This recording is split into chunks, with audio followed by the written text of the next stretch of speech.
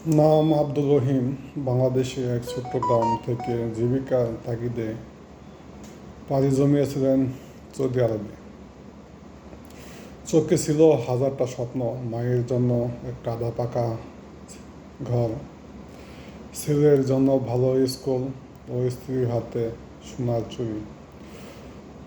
প্রথম কিছুদিন খুব কঠিন গেল। ভাষা বোঝে না, মুখে খাবারের আছে না বা নির্মাণ সাইটে সকাল থেকে রাত পর্যন্ত খাটুনি, হাতের তালুতে ঘাম পিঠে জমে যায়।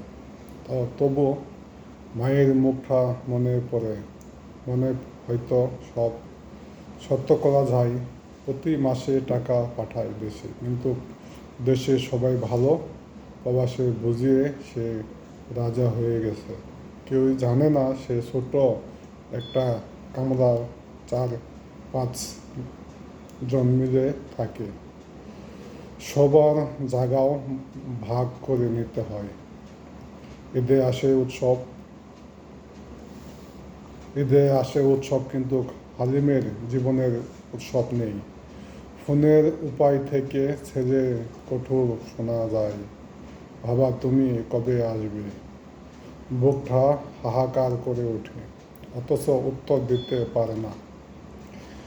3-4 বছর সে ছুটি বাড়ি ফিরে চিন্তা, তখন ছেলেটাকে তার কোলে আসতে ভয় পায়। স্ত্রীর চোখে জল লুকিয়ে বলে, তোমারও অভাব নেই, কিন্তু তোমার অনুভূতির ছায়া হয়ে আছে ঘরে।